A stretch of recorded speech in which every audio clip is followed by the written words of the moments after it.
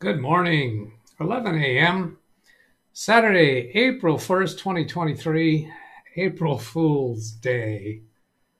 So now that you're all here, I'll go ahead and end the stream. Goodbye. Yeah, just kidding, April Fools. Gotcha. I got to go get an audio check here. Let's say unmute. Yep, you all can hear me. I can hear myself and you can hear me. Let's say hello to everyone in chat. Oh, I don't have timestamps on. Toggle timestamps. Jeff, Ryman, hello, Alex, Cheek, Darren Holman, Darren Gilholm. Have I called you Darren Holman other times? I don't know where that name comes from. Let's see. Hello's hoping Alex made it through the storms okay. They had some major storms. Yes, it did, but Little Rock was hit hard. Tim Sal says, good morning, having brunch. Hello from Cocoa, Florida, from William Dawson. Ida Rivera says, glad you guys are okay. Can't imagine tornadoes. Only have to deal with hurricanes here, and we know what to expect and how to be prepared for each season. Now is hot as the last infernal cauldron. April 1st. You've got the heat already, huh? Chris Garrett says, hello. I may join Zoom later. Have bad weather moving in again, so I'm going to just sit back and watch. Bad weather may be a thing now that it is warm. Tony Wallow with a $1.99 super chat. Thank you, Tony Wallow. And Tony Wallow also came in yesterday in PayPal with a $50 support contribution. Thank you so much, Tony. Very much appreciated. He says, good morning to all. Hello to all in chat from sunny St. Mary County, Maryland, U.S. Navy retired from Greg Guy. Thank you for your service. Chris Garrett, come and listen to my story about a man named Jed, a poor mountaineer, better kept his family fed. And then one day he was shooting at some food and up through the ground come a bubbling crude. Doug, what were you doing before the show? 2-3 minutes before the show, I was singing through Beverly Hillbillies. I think I got pretty far along in the song. Dennis back from running errands. Brian Lightfoot. No, there we got that menu popping up on the right side still. Brian says, I accidentally hit myself in the head with a can of soda. Thankfully, it was a soft drink. There are 4 people in the waiting room. We'll read through chat and then go bring them in. Brian Lightfoot, due to a lack of interest, April Fool's Day has been canceled. Oh, really? Well, okay. Then I'll go stop the stream again. No. Let's see. Hello's back and forth. There's 1054. So I can't even scroll down with that silly menu up there. I'll scroll down more. Alex Cheeks says hello. Oh, it jumped on me again. Where was that? There. Hellos. Can April Fools fix computers? Of course, LOL. That was in the thumbnail or the title? I think it was the title. Yeah, can April Fools fix computer problems? And the thumbnail on the same theme. Ran Israel, hello everybody. Whenever you are. Oh, that was essentially working too hard. Essentially working too hard. Are you the truck driver turned IT security pro? Tim let's see, Johnson saying hello to people. Ida saying hello. More people saying hello to each other. Alex to Brian. You're not very good at making jokes, but neither am I. Well, I disagree with that. I like Brian's jokes just fine. Dennis, let's say 1, do clean, install 5 and 8. Do this in home edition via the registry. Talked about number 9, talked about last week. I will email a couple of items of interest to Doug later. Number 1, that's a very unfair response because there's more information in that email from the person who is bringing that subject up that is of interest. Bobby Warren, Alex Cox Bobby Warren to Alex. Cox Internet Service came today and yesterday trying to fix his internet issues. Mike Bozic, Bobby Warren, DDT, telling DDT, Cox came yesterday. There was a contractor. Actual Cox had to come. They came this morning. Okay, so I'm taking what that means is that yesterday it was a contractor for Cox Cable, and today is an actual Cox employee. Essentially working too hard. No show today. April Fools. Oh, that was right at just a minute before starting. Selden Ball, afternoon all. Here at 68 degrees Fahrenheit and sunny. Spring has spring back again, as usual, cycling between hot and cold until it's summer and hot all the time. Tony's saying DVR is good. Is Doug here today? Here today, gone tomorrow. Here today, goon tomorrow. Oh, that's a rabbit joke. I'm trying to think of the Bronx 9. Jonathan Bobby says, Doug, Cox came yesterday, and today there was a contractor. Actual Cox came today. Whoa, what? Cox came yesterday, and today there was a contractor. Actual Cox came today. All right, I think that's something along what I said earlier.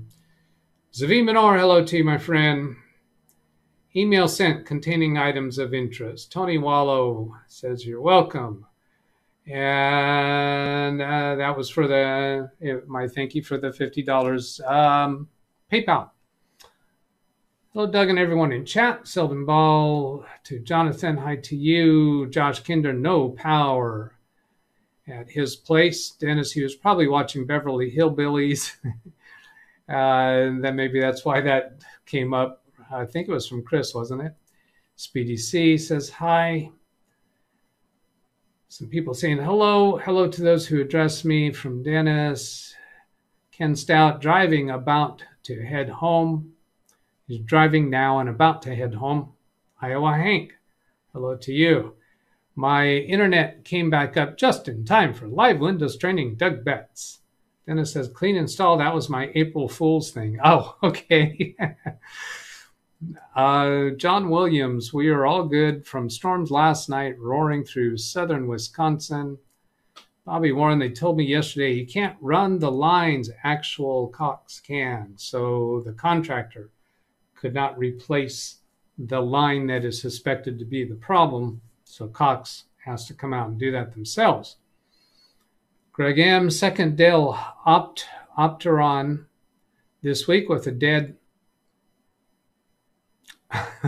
Opteron. There's Optiplex and there's, is that kind of mushing the two model names together? This week with a dead power supply, not worth getting a used one. Bobby, like inside of the house. Ken Stout should be home in 18 minutes. Bobby, I'm planning to move my modem to my guest room. So let's go bring in the Zoom participants. So heads up, Zoom participants. There's 7 in the waiting room. I'm about to bring you in. Please be ready to mute your YouTube stream. Here I'm clicking admit all in 3, 2, 1, 0. Now they're all joining. Turn off the participants panel. What is all of that?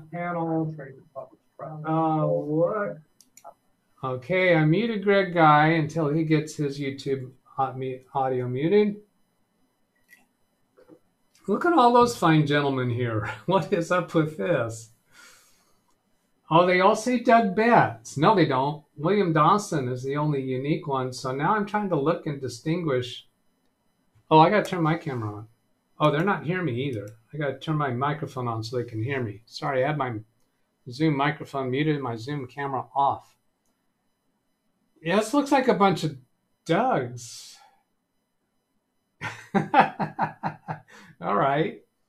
And I can't tell who they are. I could tell in the participants room. There's Greg Guy. He's unmuted, so he's got his audio. Hello, Greg. Good morning or afternoon. Okay, so I guess now I got to say hello to these people. So, hello, DougBetts. Hello. Hello. Hello. Hello. Hello. Sounds like the Three Stooges. Hello. Hello. Hello. Hello. Are you going to start walking in and out of doors next? Do you notice our background? Yeah, you've all got my background, my old background. That's when the camera was showing the door a little bit. It's not showing the door anymore, is it? So, I think I feel kind of like I like that. I like that, Doug. Oh, Greg's got the unique one going on. Oh, please don't keep that going long, Greg. Let's see. So some of them say Doug, some of them say DougBetts, some of them is DougBetts in all caps. We had to hurry up and change our names after you let us in real quick before you noticed, because you wouldn't let us in without our real names. Oh, yes. In the participants panel, it all shows that. Let's change names now. All right. Very, very, very good. Is that the April Fool's Day prank? You would be correct. Pretty much. Yeah. Okay. No, we're going to do this every day from now on. Every time. All right. So you've been playing around with avatars. Is that an avatar built within Zoom, or is that from some other AI product from within Zoom? It's in Zoom. All right. Yeah, I think I've played around with it a little bit. This is 6 months of work. What? April Fools. Yeah, April Fools. You've been setting this up for 6 months. All right. Ay, caramba. Oy vey. Ay, bendito. All right. So, anybody in the Zoom session have a topic to bring to the table or something to get our conversation going? I don't know how to tell you guys apart. I have one. All right, that's Alex in the bottom right. Go ahead, Alex. I guess we can turn off our avatars now, since you know it's us. Why? Yeah, Well, Doug has figured out he could look at the participants panel and see our real pictures, the little icon. Oh, you think I had figured that out, huh? No, I totally mentioned missed that. No, I went back to the participants panel and just noticed the names. I did not notice that the icons in there show who you are. Oh, never mind then. Never mind. Oh, okay. I forgot. Anyway. Never mind what? Good shot. Don't look at those little pictures then.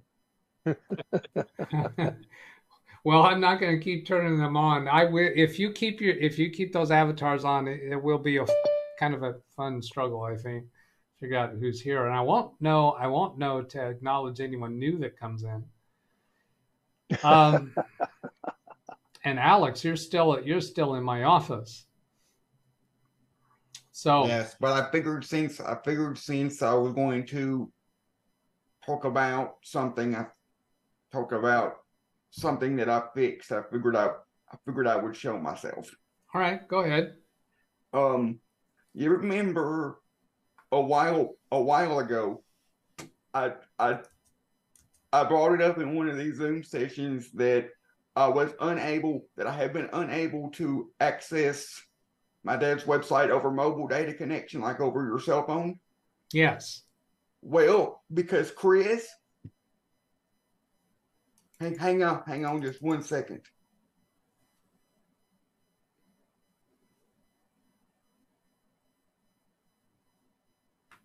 Oh.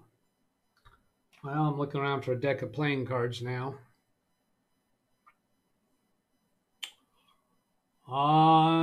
Let's 1 second. Things. I'm guessing it's going to be more than a second. Yeah, he's going to be otherwise occupied. Yeah, probably. Yeah. All right. So anybody else got something to bring up? If not, I'll go look at chat again and see if there's any serious interest in topics that are in the description of this video. I'm up for number 1. Number 1. All right. I have an awareness of what that is offhand because Dennis recently missing it.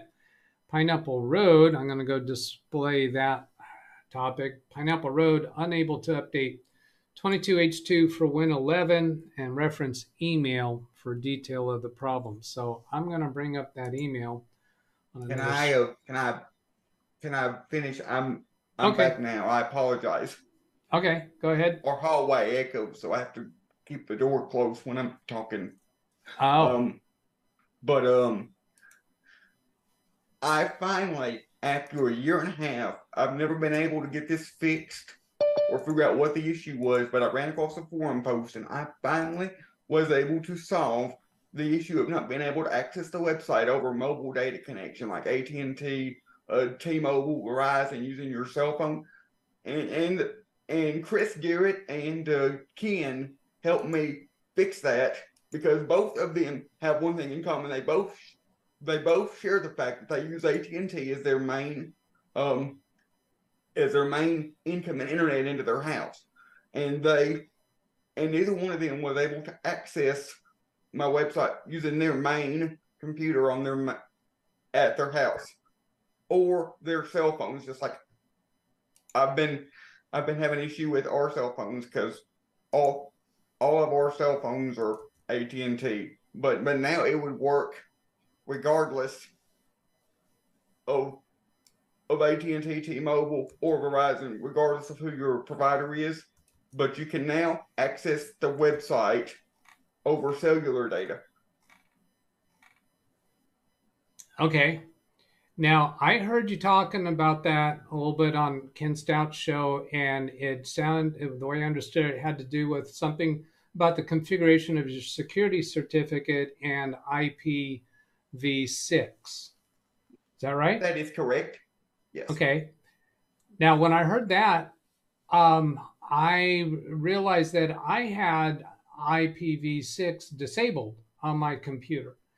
And I'm wondering if some people were able to, whether on phones or computers, were able to access the website based upon whether IPv6 was taking priority on their device or not? I don't know, but the reason why I never had a problem at home is because at home here, most home connections do not have an IPv6 address, only IPv4. But the opposite is true of the cell phone providers. Most of them prefer IPv6 over IPv4 because they've got tons and tons of devices connected to the cell towers. Well, I find that all versions of Windows configured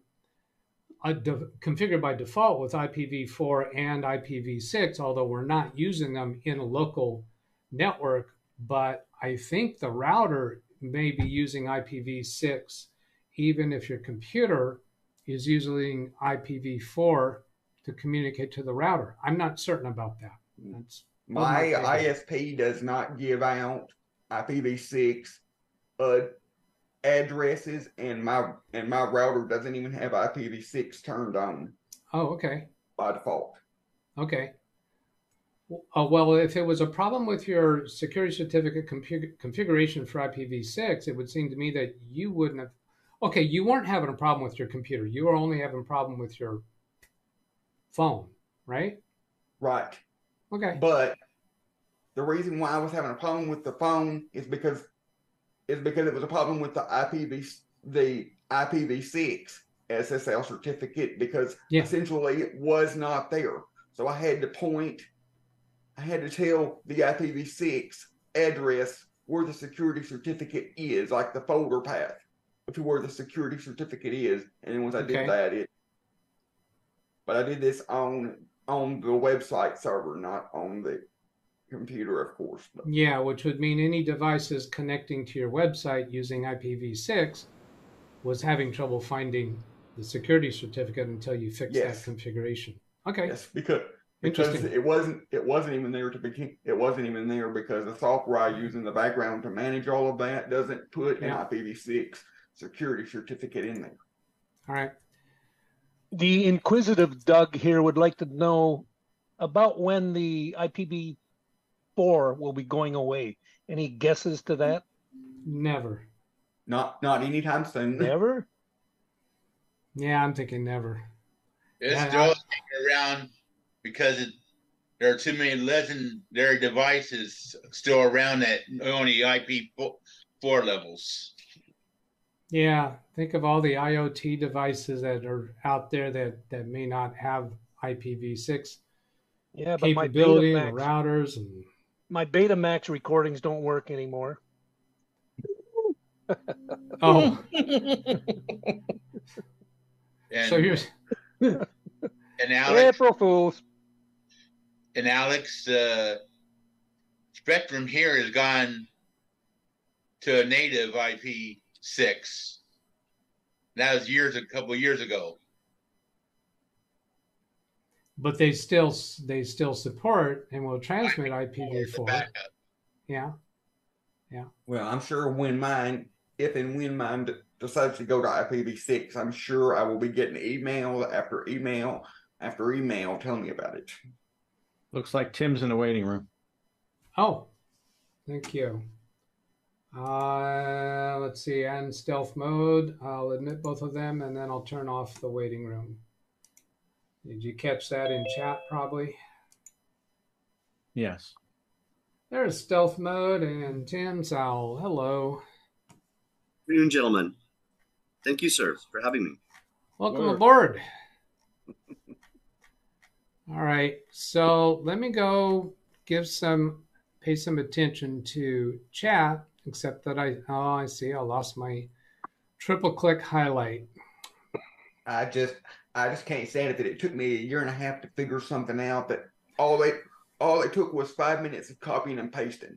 Yeah, well, you know something that I'm hoping that's going to stick with me a bit, because I occasionally come across situations. We're going to some website. I went to one very recently for my new dentist, actually, and it gave me a insecure site message. But then when I got to their site, it had the lock, and I'm not getting that insecure site message anymore.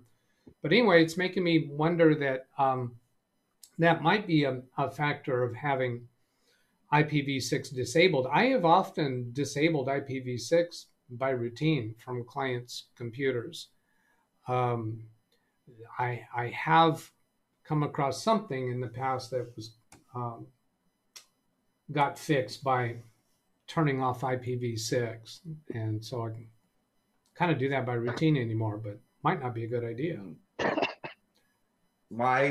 As far as I'm aware, my website provider provides IPv6 addresses by default, of course, but there's no way to disable it.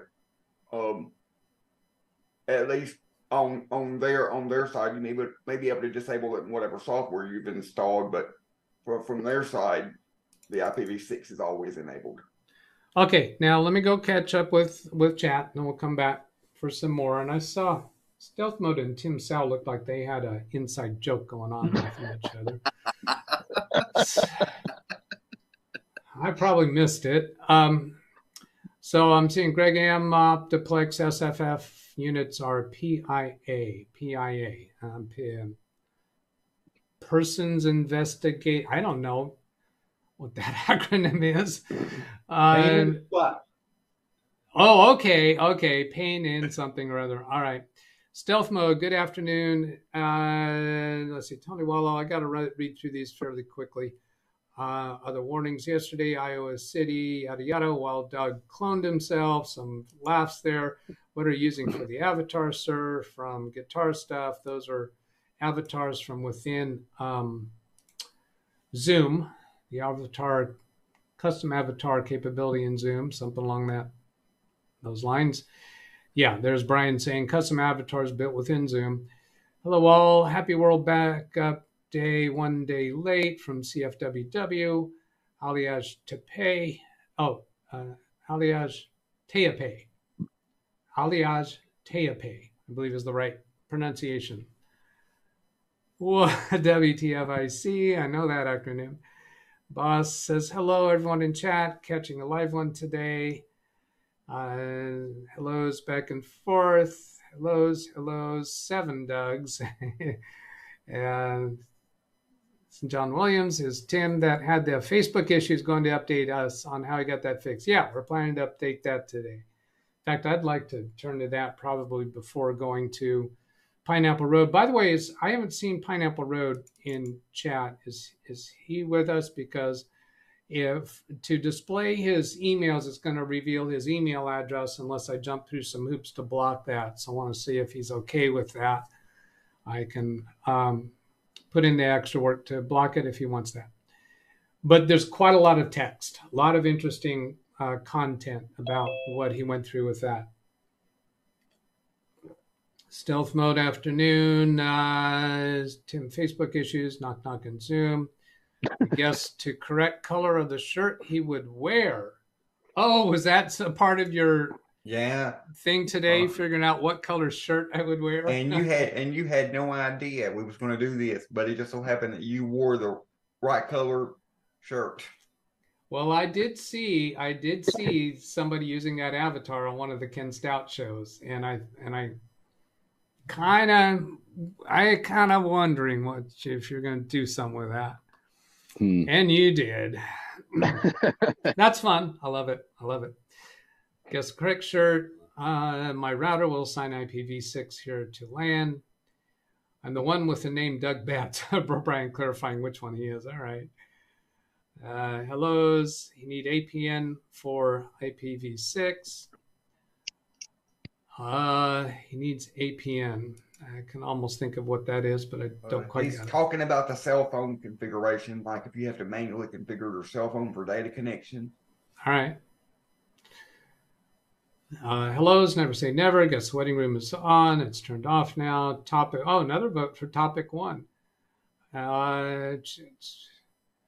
Dennis, welcome back. Thought there was only 5 Dougs. 1 and 2, please. Most IPs. Let's see. Lawn dog lurking. Okay, I'm caught up there. So I'll triple click that.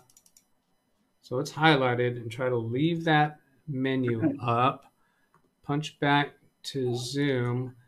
Gonna go refresh myself on what 1 and 2 is. Oh, good. So 2 was Tim's issue. I'd like to turn to Tim's issue now so that we can get that dispensed with. I don't think it'll take very long. I don't think it'll take as long as Pineapple Road. And it'll be short. Say again? Oh, you're saying it'd be short. Okay. And the way Tim and I talked about doing that is I would connect to his computer. His computer will be connected to his phone. And I've got to go back here and plug in a cable to do this. This is where the stream might crash, but I don't think it will. And then, Tim, do you have a DougBetts remote icon on your desktop? I was looking for that. No, I don't. Okay, I'm going to see. I doubt that we have an unattended connection. No, we don't. So go to the website. 123. Yep, .com.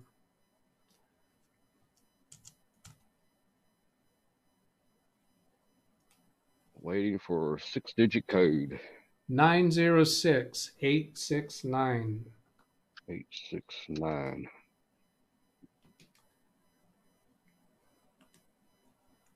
In aviation, we would say 9006869.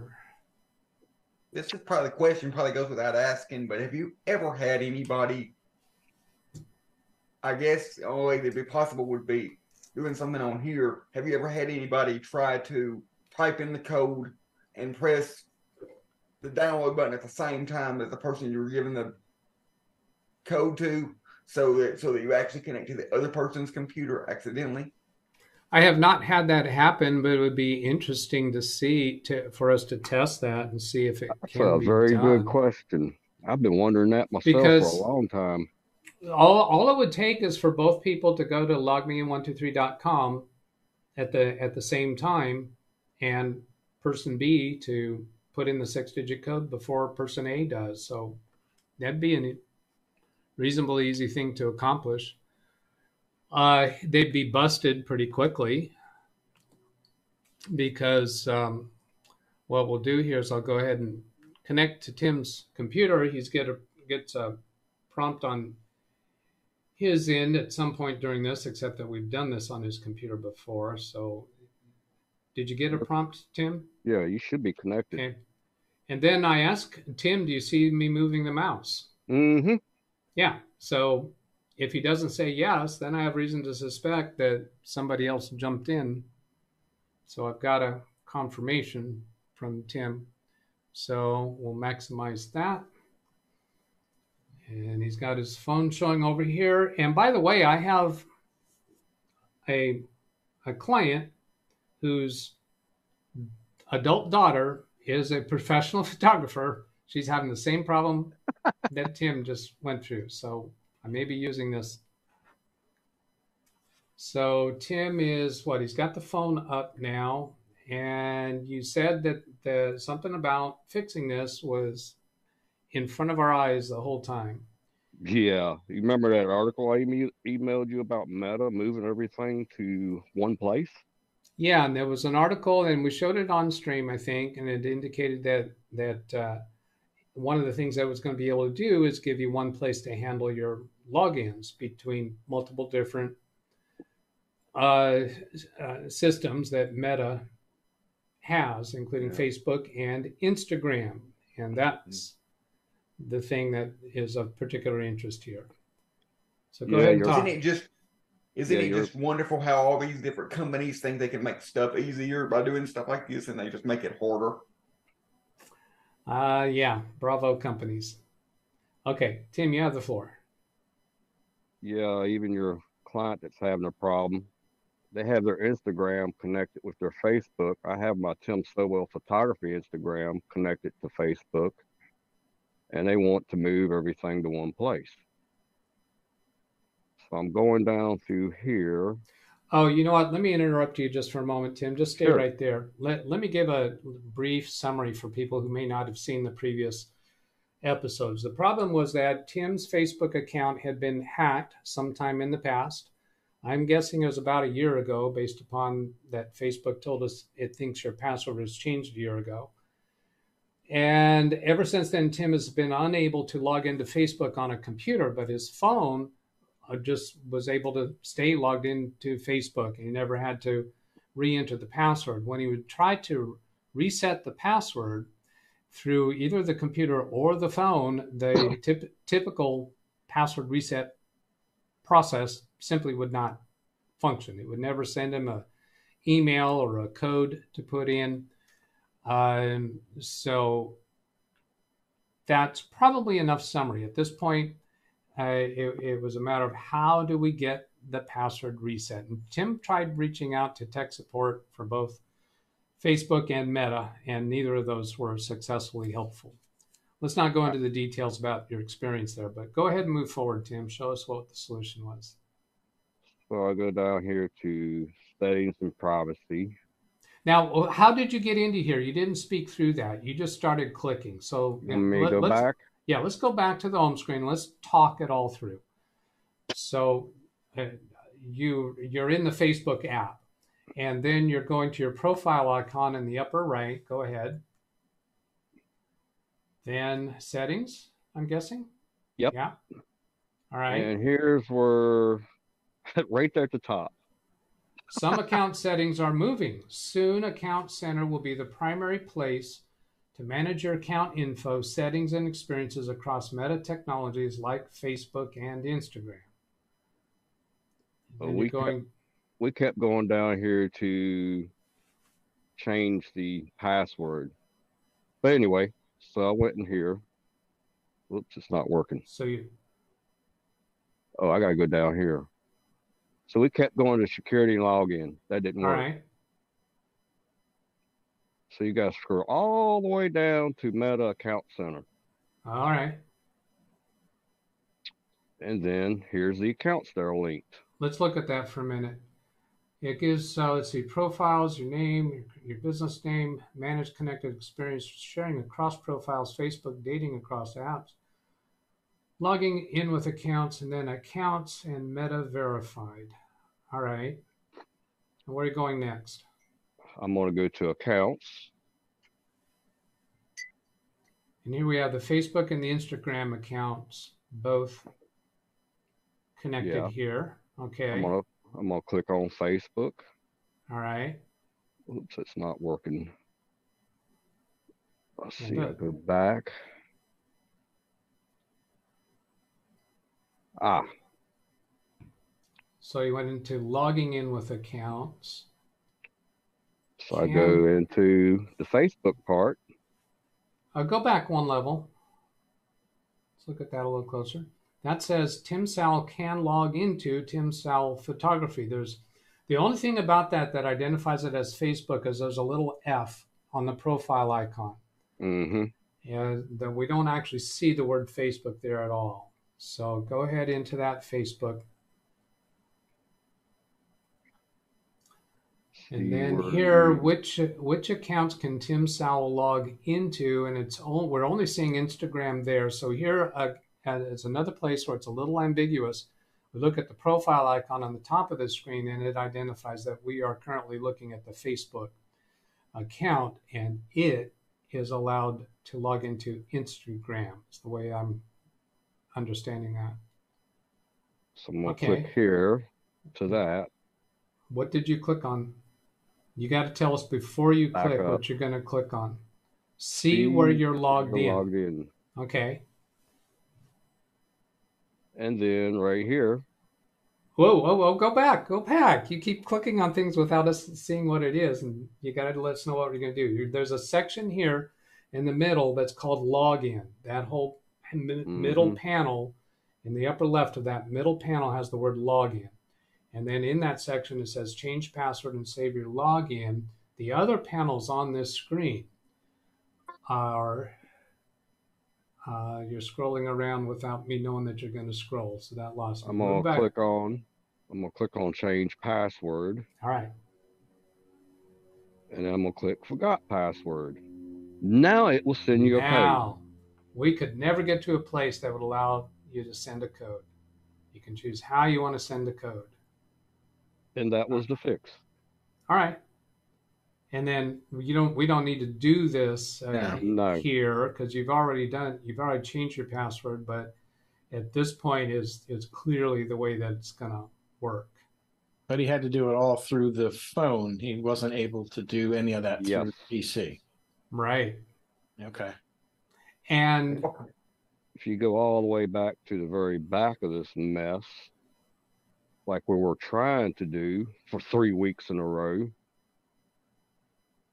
we were going down, where is it at? Security and login. This is a broken link. This does not work if you're hacked or changed. Now, go ahead and click on that.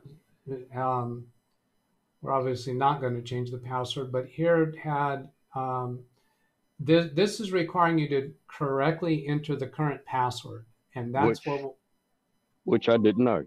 Yeah, because the hacker changed it to something else. And that this whole section is broken because they moved everything to Meta. They didn't tell us that. I read the article and didn't even see it. Yeah. It'd be nice for them to have something on this screen that would, alert you to that. It's broken. My client's daughter, adult daughter, who's a professional photographer, her Facebook account got hacked, and their reasoning for believing that is there's a whole bunch of garbage that's going out on her account. Now, when yours was hacked, was it simply that you lost access to it, or was there other garbage stuff that was obviously activity from somebody with nefarious intentions? I didn't see any weird activity. It just was not working the way it should be, and whenever I see that, I know somebody has changed the password or hacked it. So I always just rechange it, and this is frequent, maybe once a year or every 2 years. Oh, that you would have that. You had two-factor on, right, Tim? Before I didn't turn two-factor on until last year, and that's why I'm like, hey, how come it's not texting me a code? But we were going down the wrong path the whole time. I didn't see that Meta accounts all the way at the bottom. Now, did you just say that you turned two-factor on before your account got hacked? I turned it on about a year ago, but somehow somebody Somehow somebody got in there. I don't know. Okay, so your answer to my question is yes. You turned on two-factor before you got hacked. A year ago didn't really answer that because that's when you got hacked. Yeah. So, all right, that's interesting. Now, two-factor, there are ways to defeat two-factor authentication. So, sounds like maybe that happened. Although you turned on two-factor a year ago, and that's when you lost access to it, and you didn't have any nefarious activity happening. Yeah, so they were probably sitting around for a year waiting to do something. I don't know. There is only one way that I know of that you can possibly not defeat two-factor or multi-factor, and there's probably still a way around it. I just don't know what it is, and that's that you have to have, like, say, a password, a code sent to your phone, and you have to have like a physical security key, like a USB stick that you plug in the computer to be able to log in. Well, we just saw 3 methods for Tim to do that reset. One was a text message. I'm suspecting, I didn't pay attention, one of them was an email. So if they had also hacked your email account, that's a way that they could defeat your two-factor, because they can accomplish a two-factor. They can just get the code sent to the email and then change your password. You understand what I was trying to say, though? If you had to have a physical hardware USB device to plug in to be able to log in without any of those other methods, it would have. You can. Yeah, but that doesn't sound to me like a way for the bad guys to defeat two-factor, to get around it. That sounds like you're saying that's a stronger way to lock down your account, right? Yes, because you have to have that. If you have it set up, you have to have that physical USB key, right, in your possession to be able to. Yeah, so that's not what I was referring to by defeating two-factor. That's a way to have stronger two-factor if you make it only the security key. Now, but if you have a security key, you have to make that the only method. If you also have texting and email as a two-factor, then the bad guys don't have to have the security key. They could just do the email or the texting or an authenticator app. Yeah. All right. Well, I hope this helps your client out also. Yeah, I will. And as you and I discussed, I think I will edit out some pieces from this video and the prior video and publish a separate video. A month's worth. Oh, here's something interesting. Look at this. I'm coming back to chat and I find that my triple click highlight is still there and the menu is gone. Yeah. Hey, really? Tim, it could have been worse, Tim. It could have taken you a year. It could have taken you a year to figure this out, like it did for my IPv6 website issues. Yeah. But it did take him a year. It's been a year that you haven't been able to log in through a computer. Oh, right? I was able to log in, but somehow I was logged out of all my sessions, but it did not log me out of my phone. And I could not get back on a regular web browser for a month. All right, let's move on. Where are we going? Okay, so I'm going to go catch up with chat, and then we'll move on to topic 1, I think it is. But he hasn't shown up yet, Pineapple Road. So I'm going to have to protect his email address. I don't want to just read out because it's a lot of text in his emails. Okay, let's see. Hellos. How you doing? Good to see you. Oh, good to see you. GTSY. There's an acronym I picked up. Dennis, I have words for TikTok.com. Also, it's very difficult to change your account phone number there, especially when that number is dead. Had to take a phone call to do hellos. There is SMS 2FA and also rolling one-time code. So rolling one-time code would be an authenticator app or a physical, like a keychain key that has a number rolling. That wouldn't be a USB key. Problem these days, corporations have aimed towards ease of use versus security. Facebook is not important enough to have a USB key. Facebook is not important enough, period. True. Almost deactivate the account. I'm just like, the hell with it. I don't need it that bad. And that was part of your relaxed attitude about it, is it wasn't a critical thing for you. Now, some people operate their businesses very much off of Facebook, and they care a lot more about it. Did this make it possible to change the password so it's no longer compromisable? How do you feel about that, Tim? Are you did you strengthen anything up to prevent this from happening again? Oh yeah. What did you do to accomplish that? I used the authenticator. I let it generate a very complex password. It's a bunch of numbers and symbols that I can't even remember, but it's stored somewhere now, so I don't go down this problem again. Well, that doesn't quite do it, because when we went to the place where you could change your password, it was offering 3 different two-factor methods. So somebody could reset your password without knowing your current password if they can access one of those other methods. So you might be wanting to remove those other methods and just rely on the authenticator app. I did change the email to where it's going to be sent to. Okay, and is that email protected with two-factor? Yes. Okay, using 2 factors that the bad guys aren't going to be able to compromise. So now the emails have got 2-factor and Facebook. I can't change the phone number because my phone number is still the same. One thing you have to keep in, one thing that might be good to keep in mind, Doug, is that when you are using an authenticator app, no matter what the authenticator app is, whether it's Google or Microsoft or whoever, the codes for the authenticator are generated on your phone. So unless the hacker has your phone, there's no way for them to gain access to the codes unless they physically have your phone. Yeah, the authenticator codes are very, they would have to, I think, do the SIM swapping thing. I think I can, well, even then, that would only be to be able to get your text messages.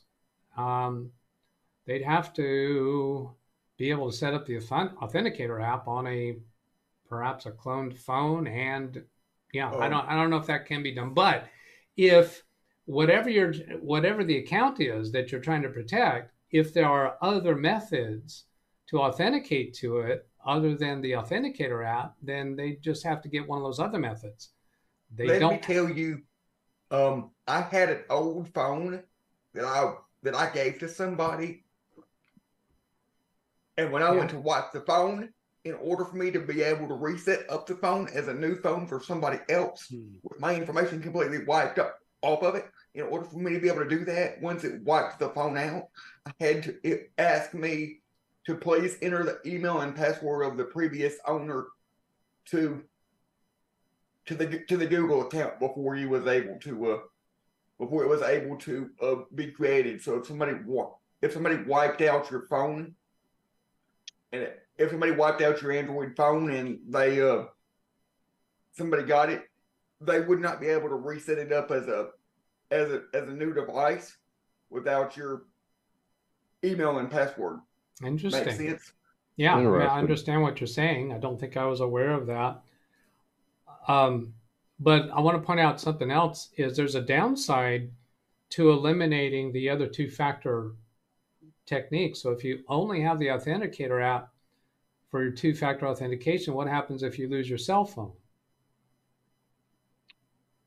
That's why they make recovery codes that you can print out and put in your wallet as a alternate. You would have to know to take that extra step. You can print out the recovery codes and then manually enter them if you've lost access to your phone. It's just one of them things you got to know. That's the reason why my Google account has 5 different authentication methods in case one goes haywire, I'll lose the phone. And the downside of that is the bad guys only have to compromise one of those in order to take over your accounts.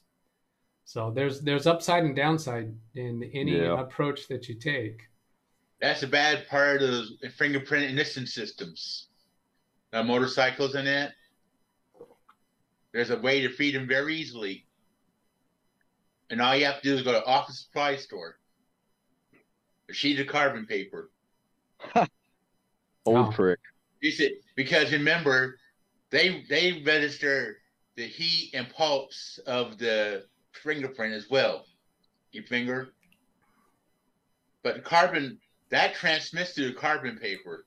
The carbon paper fills in and picks up the oil left from the old, past finger contact. Ah, all right. That's the reason why I don't like using the fingerprint as a password on my phone.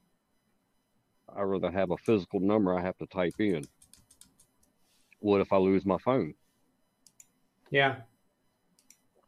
You almost need to be, if you're going to do fingerprint, you almost need to do your face along with it for a dual backup.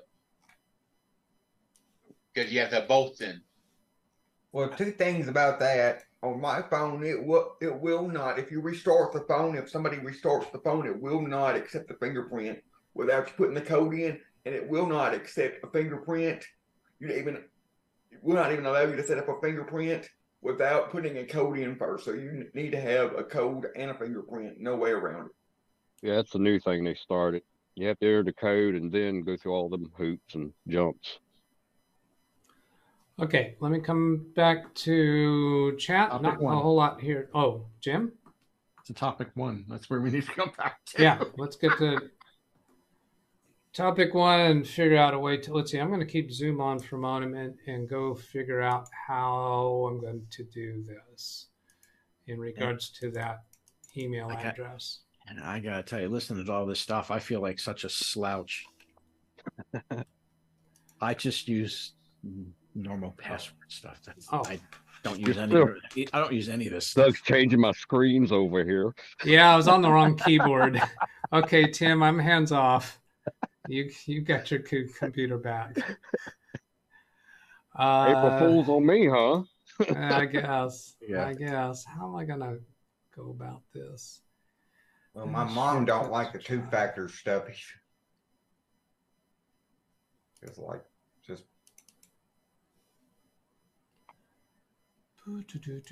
I've never had an occasion to use it. I just haven't. I don't have these problems. My Facebook account has never been hacked. My email account has never been hacked. I don't know. I don't use any of this stuff. Oh, I feel like a slouch.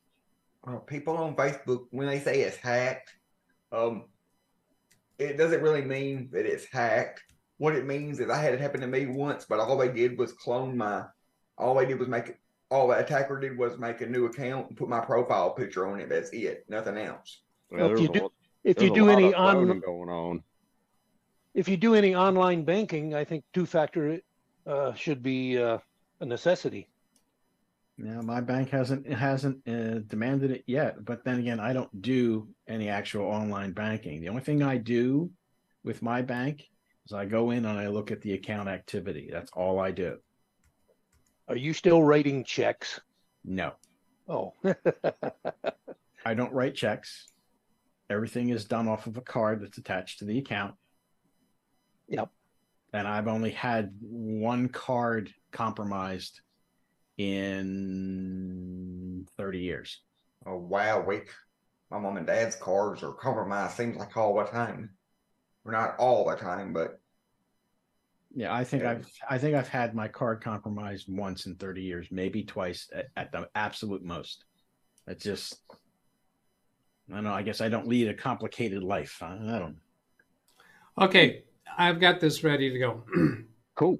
So this is talking about subject number 1 that's in the topics below the video from Pineapple Road, unable to update 22H2, update to 22H2 for Windows 11. Now, the way I'm going to do this, now first let me tell you that there were multiple emails he sent through to me, and there were photos that he sent. Now, he tells me that he got it solved. The last email that came in, he got it solved. But we're going to start with his first email because I thought it's just an interesting thing that he went through. And there's a lot of writing here. Okay, so here I got this position right. I got it zoomed in. Hopefully I'll do a good job here of not exposing his email.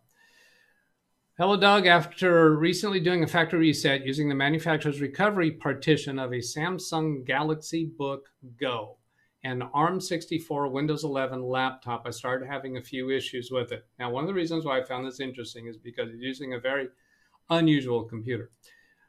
And we'll get more into that. I originally tried using the Reset This PC feature since I wanted to clean off all the stuff I had previously put on there, since the laptop will now be serving a different role to what I originally got it for. But I managed to mess up during the setup screens and incidentally entered audit mode when I was trying to open a command prompt to bypass the Microsoft account requirement. And the computer then ended up in an infinite loop due to an error message that kept popping up. I ended up doing a factory reset after managing to mess up the setup to the point where the system was in an infinite loop of trying to boot into audit mode, erroring out and rebooting. After setting up Windows again, I tried to install the 22H2 update. So he did a wipe and reload. Setting up Windows again, try to install the 22H2 update. As the factory reset reverted it to 21H2.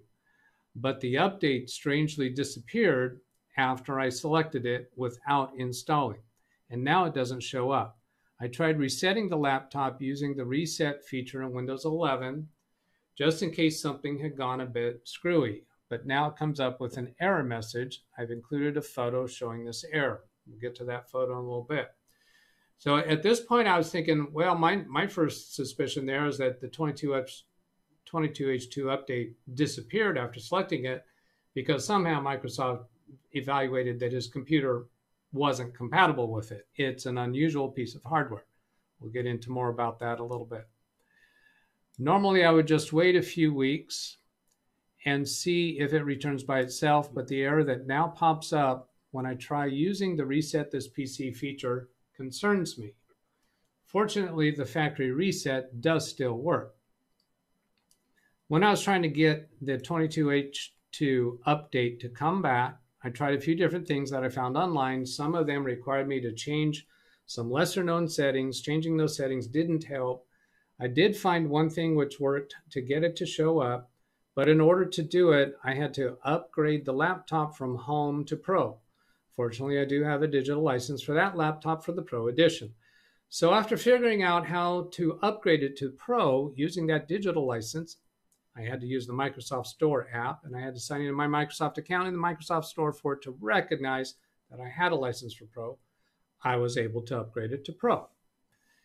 The update began to install. That would be the 22H2 update. But at some point after it had restarted, something went wrong, and it reverted back to 21H2. And the update no longer showed, and the trick I used no longer worked. So I used the factory reset function again, and I have not yet attempted any tricks in case one of the ones I did try is the reason why it went wrong the first time. Although the laptop has had updates fail to install for no apparent reason before, so it could just have been another one of its weird quirks. I have upgraded the laptop from Home to Pro again, just in case I do end up trying that trick again, and the new purpose the laptop will serve will require that it's on Pro anyway.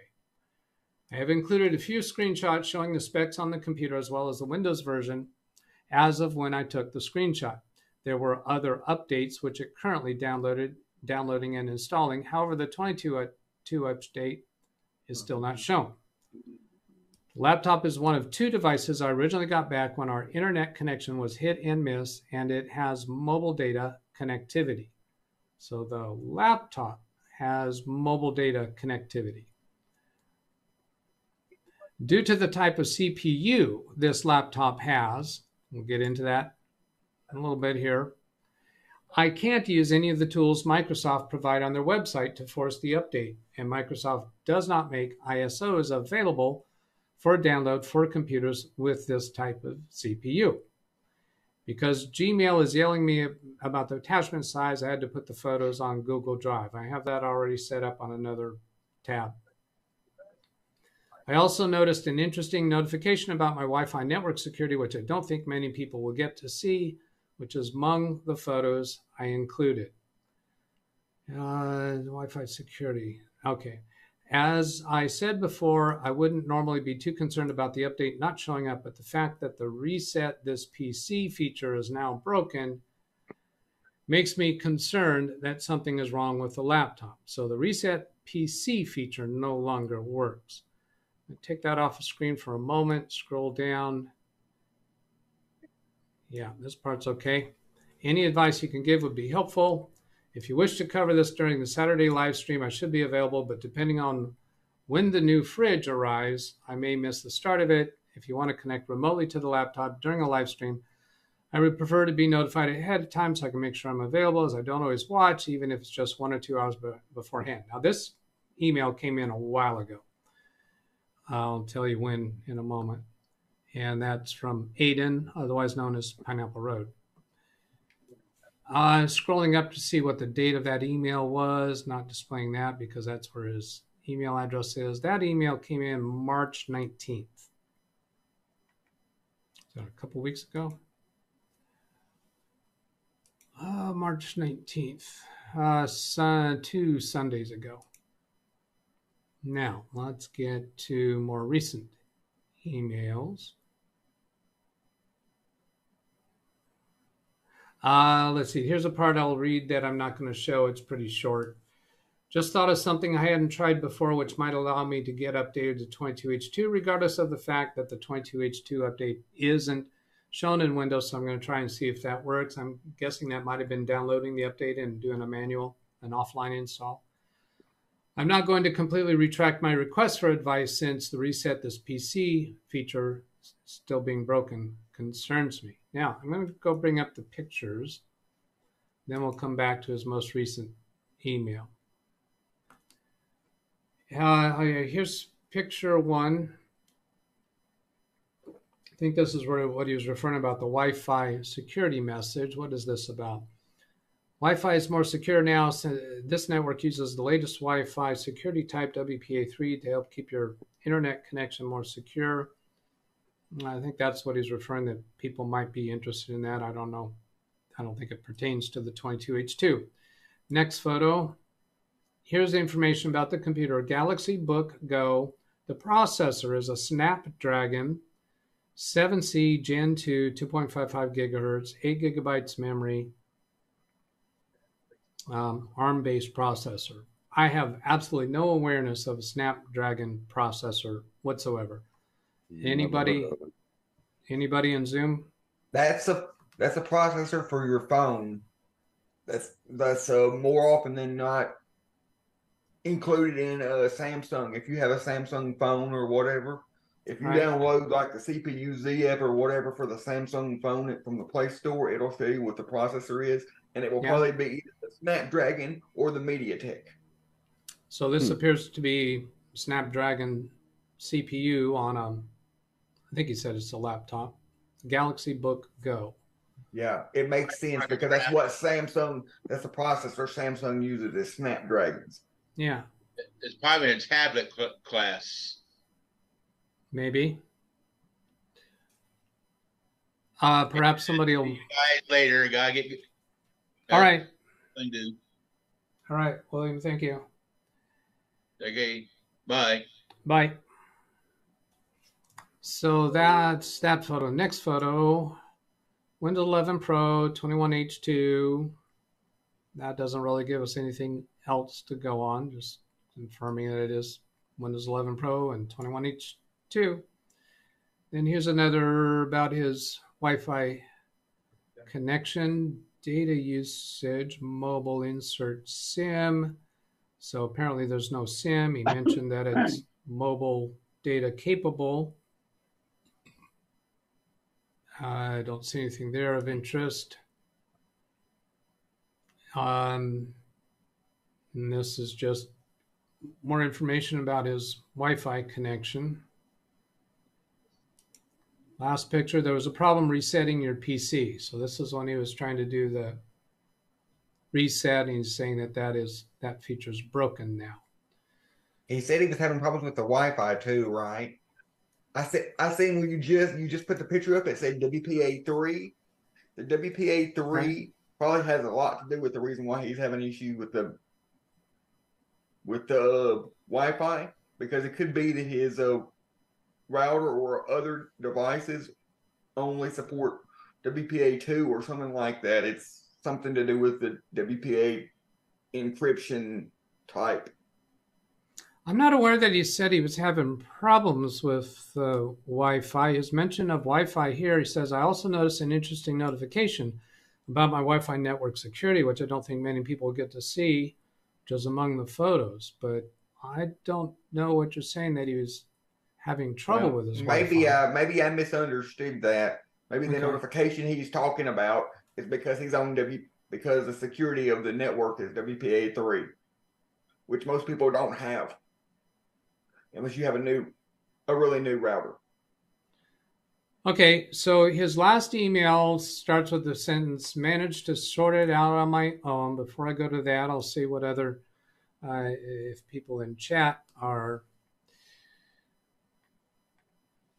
saying anything in here. Let's see, there's some stuff from Dennis. There's not a whole lot going on regarding it.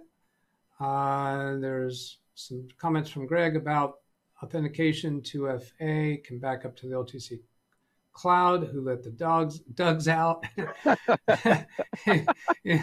Imitation is the highest form of flattery. KStout has arrived apparently. Stealth mode, LOL. We did. Let's see, that's chit chat. Do all my banking online, mostly at the PC. I do all my banking online, and one of the things that my bank was really slow about is I would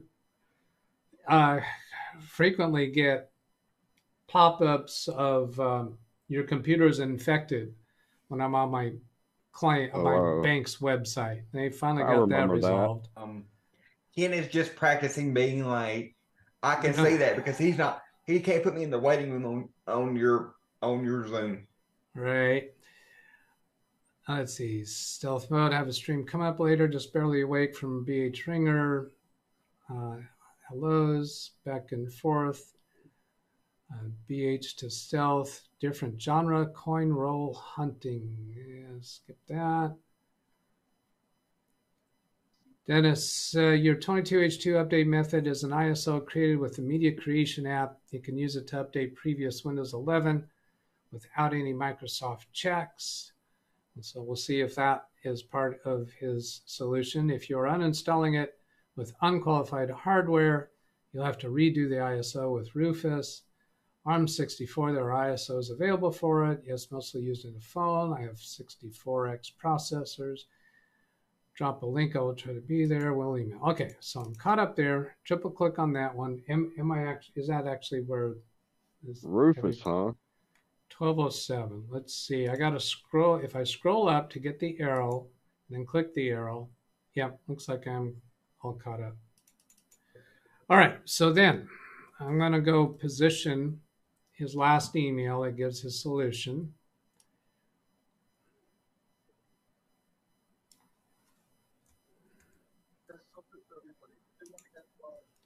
Zoom it in a little bit more in order to be able to conceal. So I can scroll down to that point. Okay, here we go.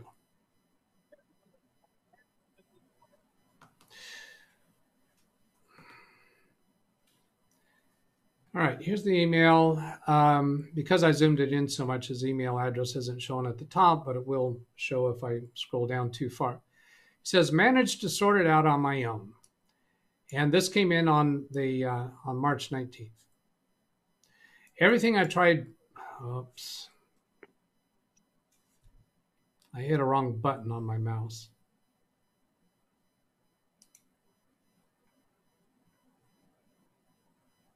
All right, coming back. My mouse has these side buttons that serve as a back button, I guess. Everything I tried failed, including using UU dump. Using a UU dump ISO resulted in a broken install, which meant I had to factory reset it again.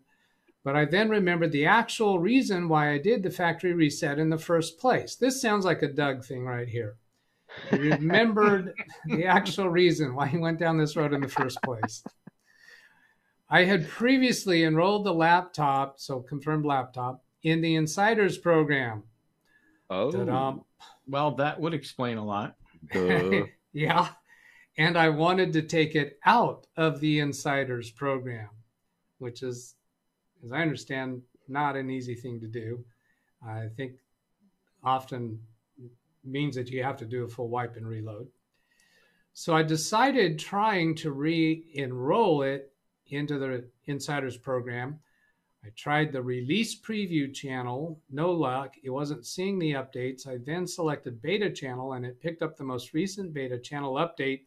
It took me 2 attempts to install it. The first time I turned on the unenroll this device toggle before the update finished downloading, and although the update continued to download, when it refreshed the download list, it automatically unenrolled the device and abandoned the download. So for the second try, I made sure to leave the toggle off until it had finished installing the update, and it worked. The update installed. So when it refreshed it, automatically unenrolled the device and abandoned the download. So after he successfully got it unenrolled, it worked. Now, my understanding with the Insiders program is you don't get to pick and choose what updates you get. They're going to update you for what they want to be testing on your computer. I'm not certain that that's right, but that's been my impression. I'm repositioning the email to get the last paragraph. And curiously, it installed a firmware update for the laptop after I successfully installed the beta channel build. So I wonder if that firmware update was the reason why the 22H2 update wouldn't install. If that is the case, then it would be a weird case of the laptop can't install the 22H2 update because it needs a firmware update, but it can't install the firmware update on version 21H2.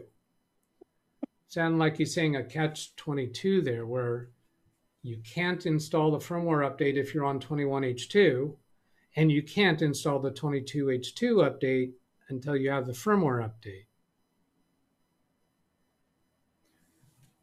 So when I got to reading into this and seeing this stuff going on, it was kind of a bit more intense than I would ever go down. But he gave us so much information there of what he went through. I think it's interesting. Maybe you get a little more appreciation for who Pineapple Road is and what paths he goes down. I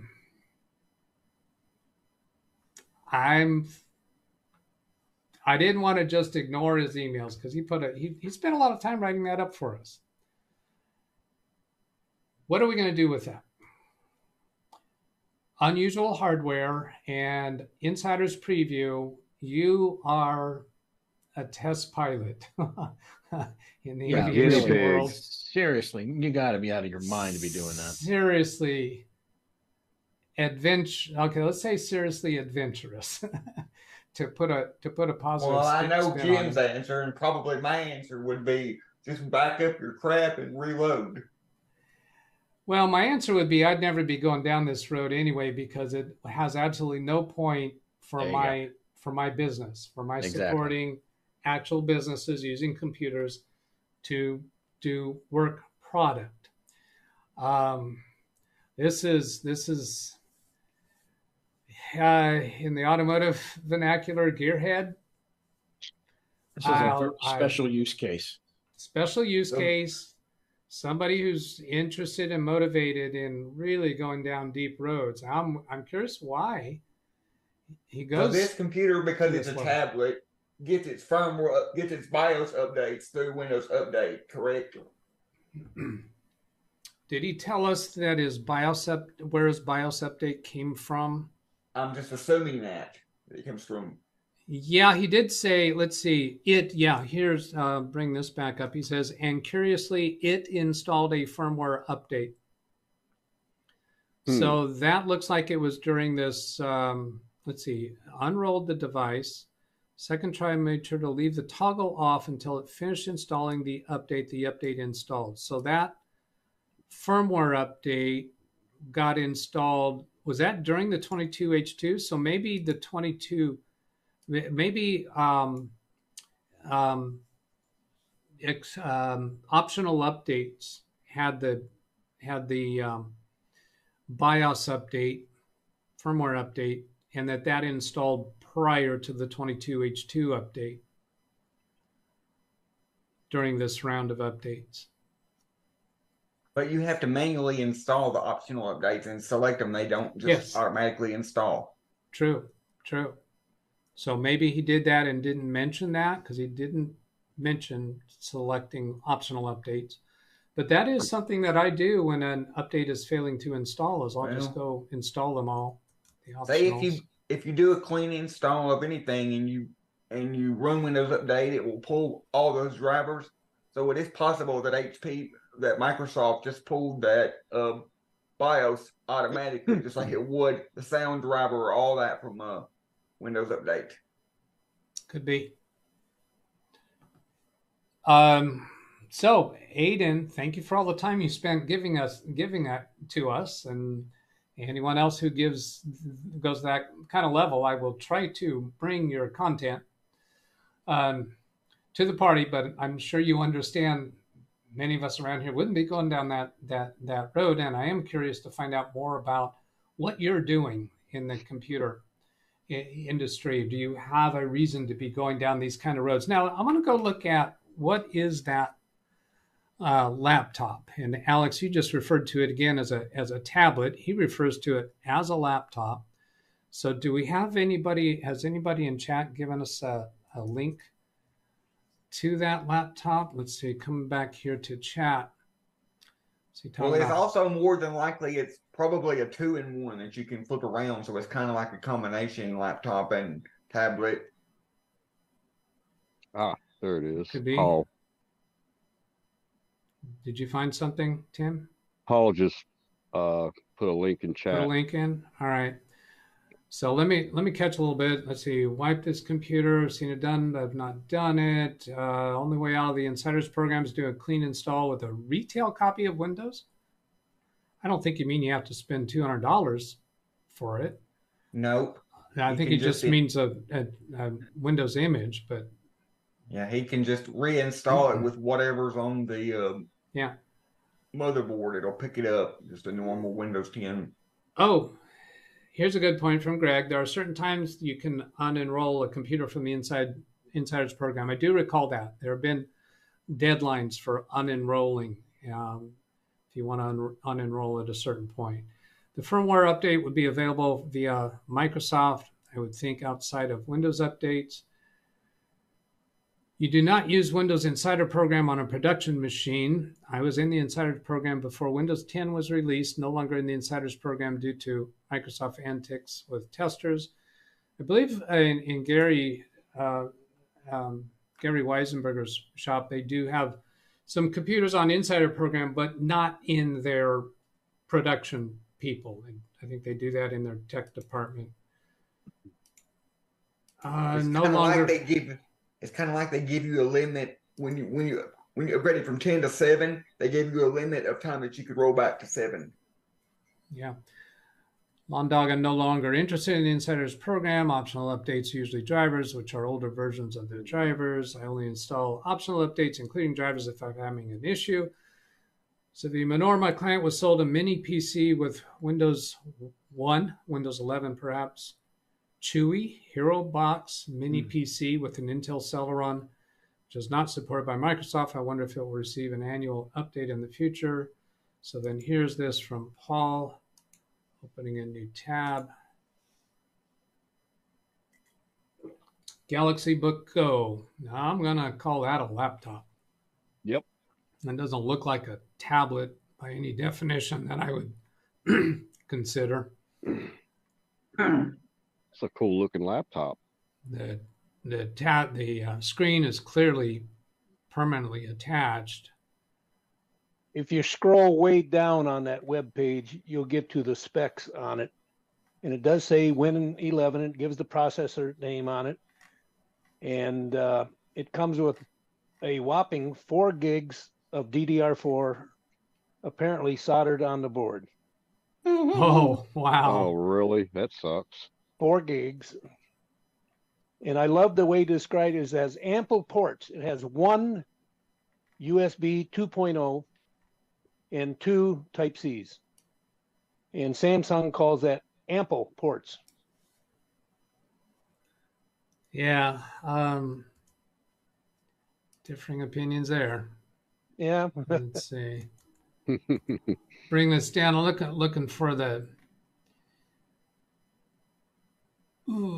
specs that you're talking about. I think I must have scrolled right past it as I was going down. Is it below all the pictures? It's below all the pictures. Below all the advertisement. There were comments, reviews down or at the very top. There's a little menu, Doug. It has features and spec. Just click on spec. From the upper top? left. Oh, spec. Okay, good.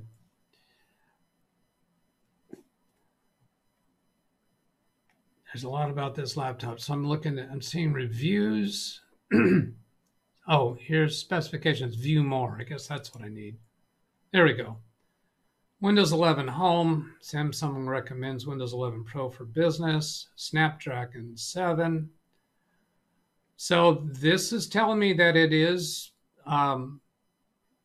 approved for Windows 11. Apparently. Since it comes from the manufacturer with it. Yeah, with 4 gigabytes of RAM. 25-watt power Type-C adapter. So low power.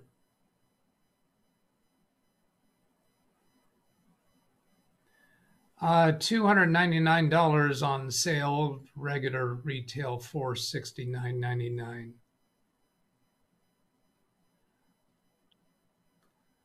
What's the? I fail to see the appeal of this thing. Yeah, me too. What's the use case why somebody would opt for that? Okay. Yeah, Paul saying it's probably a removable keyboard. It didn't look removable. Well, I was thinking removable display panel. I have my Microsoft Surface. I can pull a display panel off and just use it as a tablet. This has a 180-degree screen on it, and it'll also sync to a Galaxy Tab S7. And apparently it doesn't support any other monitors per se, but it'll just sync to a Galaxy Tab. All right. Sold separately. All right. Here's Selden Ball's link. Qualcomm site, is it the same? Yeah, looks like that's the same. So I'm not going to go through that. Windows on ARM is a nightmare. It's probably a removable keyboard. Retail copies of Windows includes ISOs downloaded from Microsoft. So that when he's referring to retail, it's the ISO downloaded from Microsoft is what he's referring to. Only thing retail copies allow you to do that the cheaper OEM is move the Windows key to new hardware. See, that's that's the definition I'm thinking of retail is when you buy the directly from Microsoft and you're paying, what was it, 120, 130 something for home and close to 200 for Pro, I think. And then at that price, you can have 10 machines with OEM keys. Right. There's no point. It's just the monster exists. The laptop that laptop is not using eMMC storage, is it? I don't know. Somebody else can answer that. I wouldn't be surprised. It sounds likely. a tablet with a keyboard and a Windows UI pass, 128 gigabyte exclamation there. So now if I triple click that, no, I can't scroll up. So I remember the 1223, scroll up, hit the down arrow, and then there's another comment there. Am I up to date? Yes. Okay. Is Pineapple Road in Canada? Because this link is to Canada. I can tell because they spell the word color with a U. Are you referring to the link that was put in by Selden Ball? Yes.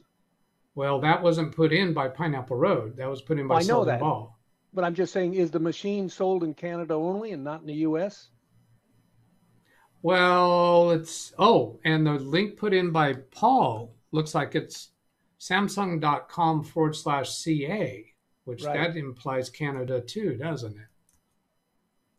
Because when you look at the specs, they spell the word color silver, but color is COLOUR. Oh. Interesting. Blame Canada. Blame Canada. Let's see if I go to. Let's take the CA out of the URL. Oh, all right. Try that.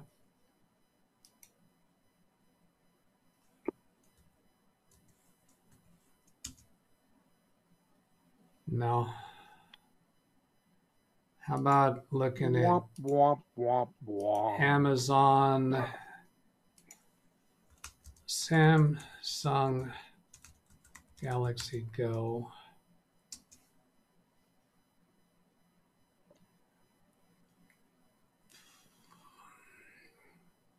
So I can order, well, that's Windows 10 Home. Yeah, ordering from other parties through Amazon doesn't really tell us if Samsung makes it specifically for Canada or if there's some use case there. No, well, okay, well, how about a use case? This computer is capable of connecting through mobile networks. So if you're traveling and not having access to Wi-Fi very often, having an internal mobile network capability could be of use. And you're not going to do high-end computing with it, but you can get to basic internet functions. That could be a use case where it's justifiable. I mean, it's not, it's cheap. So I could see that. I have had laptops in the past that I could install a mobile networks card in them, and I did. But man, that was a long time ago. Like Windows 95 days. I just checked on the Microsoft site. I wanted to see what their minimum RAM recommendations on Win 11 Pro was, and yeah, it says 4 gigs. Yeah, I have seen that. I thought they'd upped it to 8 gigs, but it says 4 gigs. But that also doesn't tell you in that minimum specification what factors where that is reasonable.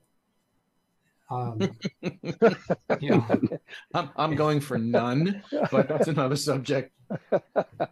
Well, it'd be on a computer like this, where the computer is built for that, designed. And you cannot upgrade it. No. But the term Carrie's used occasionally is that's a disposable computer. You'd be better off with a mini PC. And you can run Windows 7 in 4 gig. I wouldn't recommend that either. Well, yeah, but let me go to that comment about a mini PC. That depends upon your use case. You're not going to want to walk into an airport waiting area with a mini PC and carrying a monitor and a battery sufficient. So that's true. I could see doing this if you're frequently in areas where you couldn't connect to Wi-Fi. And it'd be a low power consumption.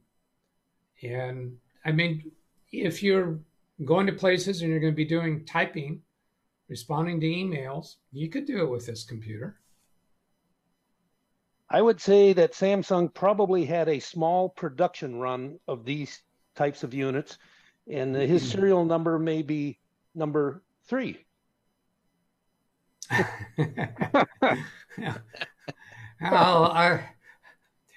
Okay, if I can take the bet that it's something higher than that number, then I'll put some money on that with you. Did we have another topic request? Please. Yeah, I'm going to look through the list again. All right. Let's see. I'll catch up with chat while you're doing that. USB mobile dongles. But even that is a bit of a nuisance. If you're highly mobile to carry extra stuff, a USB dongle can get broken easily. Having something built in I've done it. It's really useful. Let's see. Here I recall he's in Rand Israel says he thinks he's in the UK. Azivi Manor, I brought up the case of my client. The processor has not supported Windows 11, and yet it came from the manufacturer with the operating system, Windows 11, I assume. The manufacturer bypassed the limit, apparently.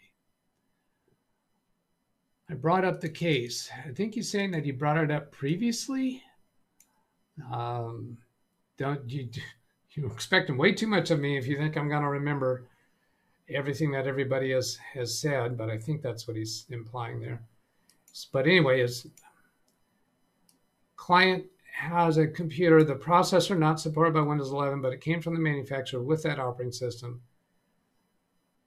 I've seen computers purchased from Amazon that'll come with an operating system that's not supported. That's not really the manufacturer of the computer. It was Samsung. Samsung bypassed the processor test during installation.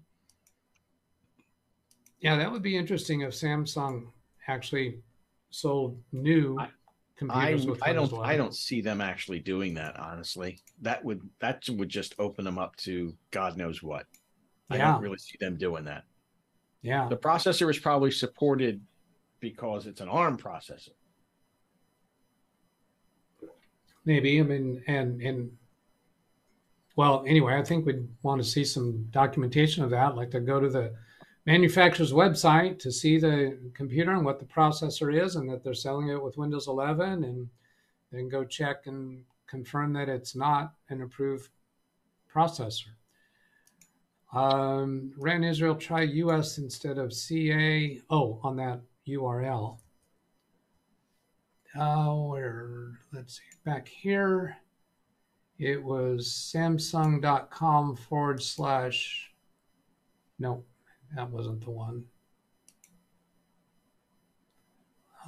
It was /CA. Yeah, but that he says just change it to /US. Yeah, that's what he suggested. Page 9. I have a point to bring up really quick about the cell phone mobile network issue. Is yes, it is more convenient to just have one built in, and I see your point. But also, you have to remember that 95% of people these days carry around this thing called a cell phone, and most people have a mobile hotspot on their cell phone, so they can just mobile hotspot their from their cell phone to the whatever computer they. Well, that's fine for a short-term, infrequent use, but if you're doing it often, that's a big nuisance. What if you want to be on a phone call and working on the computer at the same time? You can. I've done it. I had to do it for 10 days when I was. Stop. You're not hearing me. You're not hearing me out. If you're doing this yes, you can. On a limited, infrequent basis, it would be okay. But if you're using this laptop frequently, wanting to connect to the internet, and you are a business person, this is a business expense, you are generating revenue with your work to jump through those hoops and take that extra time, it's not a smart thing to do for work productivity. Yes, you can do it, but there's buts to it. Wow. And if you're going to hand this laptop to a person who doesn't understand these concepts, it's a whole lot easier for a training curve to hand them a laptop that will just automatically connect to the internet when they turn it on. They don't have to jump through any hoops. If something goes wrong, they don't have to deal with the phone. It's going to wear down your battery if you're doing the connection through the phone. There's a whole bunch of upsides and downsides to the method you choose. And you're wanting to fit everybody into your narrow little funnel. That's not. No, I'm not. I've never had a need. I will say this. I've never ever used a computer or had a need for a computer in school, in college, or my personal life that has a cell phone connection. I understand you've never had it. How is that relevant to the rest of the world? That doesn't mean nobody else has a use case where it's justified. So for you to bring that argument up is kind of like you saying nobody else should need that because I've never needed it. Well, now that you mention that, I know it's needed because every single one of the van drivers for the public transportation service I use, every single one of those vans has a tablet in it that has a cell phone connection. There you go. There you go. Alex just made the point for the reason for needing it. And now I would like to switch over to the group policy topic. If you you want to dig into that? Let me catch up with chat. Were there any other look at that. Steve Dodd's got 6, 8, 9, 12, 13. Doug's got nothing better to do today. Oh, well, I guess I just made myself look like an idiot saying all that. You can spend hours in the group policy editor, but I think a lot of people don't know it exists or normals don't do anything with that. Yeah, normals. Normal. I almost took that off the list this morning because I was thinking, I want to take that off the list. Does this audience really need to go down that road? No. Yeah. I only use it so I can manage Windows updates better because both of our machines are pros anyway. So, I guess there's a million YouTube videos out there that explain it in depth. Yeah. And I don't use it for any of my clients. Well, I have one client, that we use it. I have one client that we use it for. That's to keep the other users from installing software and stuff like that, right? Yeah, no, most of my clients, the end users sign-in account has local admin rights. Oh, so they're free to install any virus on the system they want. They could if they had any awareness of where to go, but they're doing their work, and that has not been a problem. Something some people may not know is you don't have to be on a domain to use the group policy editor. You can use the group policy editor locally on your undomained computer. Yeah, like I do. But and that's as a use case if you got multiple user accounts that are non-administrator accounts on the computer. But if you're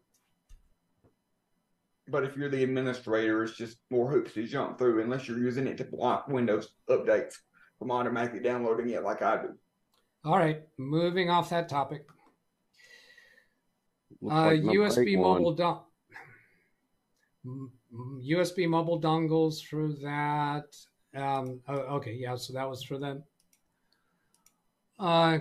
Connection to internet on a laptop. Just to be clear, when I see retail, it is a copy of Windows not included in the Insider program. You can get OEM keys for the ones downloaded from Microsoft if you so desire. Yep, I think we're on the same page with you there. The word color is written the same in the UK too. Public release version. Well, Windows 11 using ARM processor may not need more than 4 gigs of RAM. Non-removable storage. Check out FIDE operating system, Chrome OS from Sam Lazar. Also a path I'm not personally interested in. Jonathan asking number 8, 12 or 13, 8 or 9, public released. SpeedyC as on web page.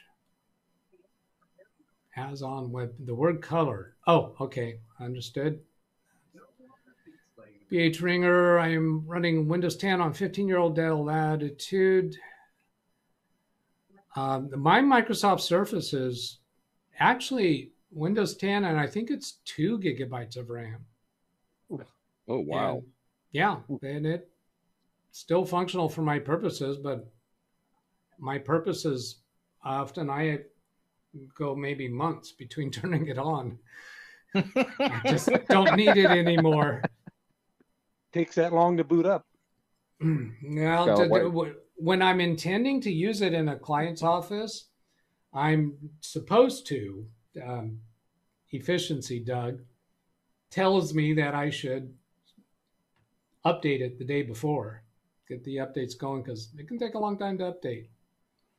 But I just don't have much. Since COVID hit, I do so much more of my work remotely.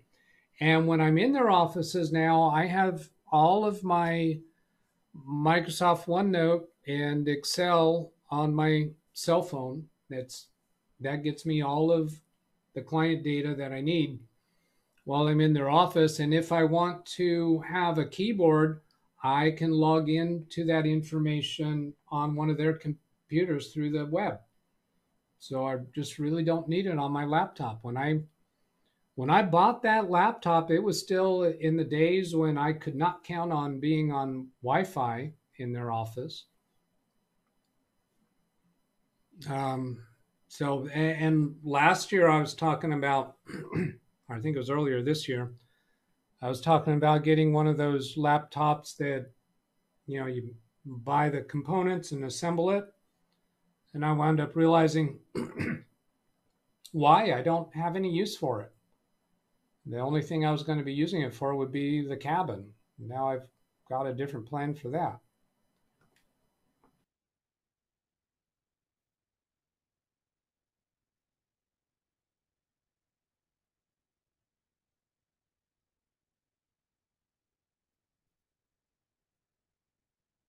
Unmute.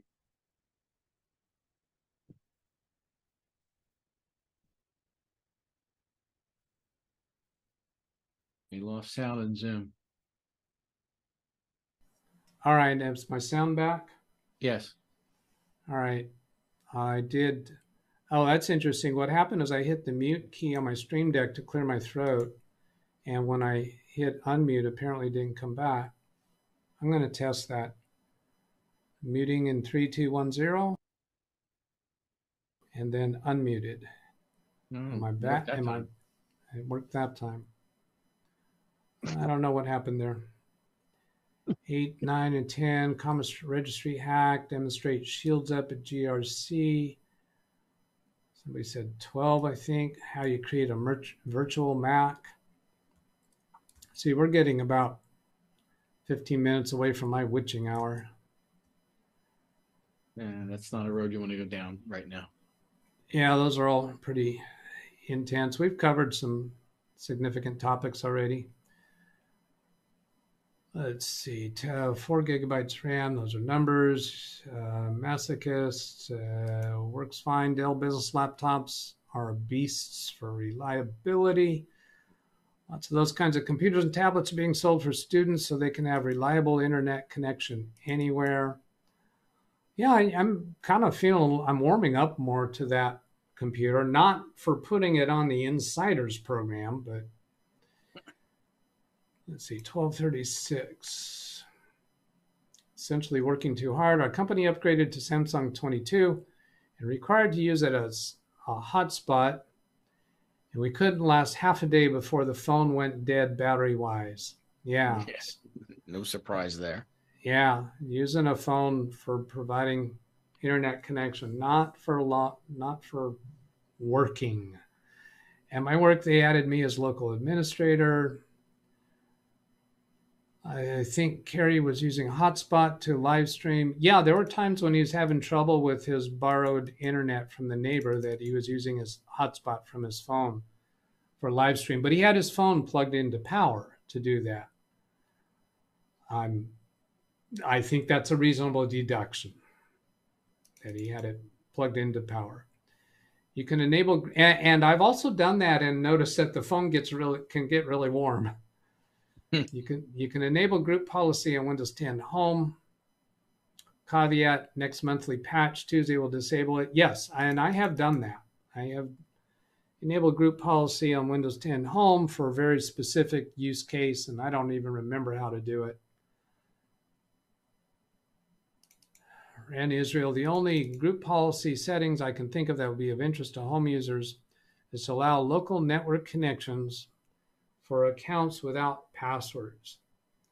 Oh, yeah, that's interesting, because if you try to do peer-to-peer networking with computers that don't have passwords, it won't let you do that.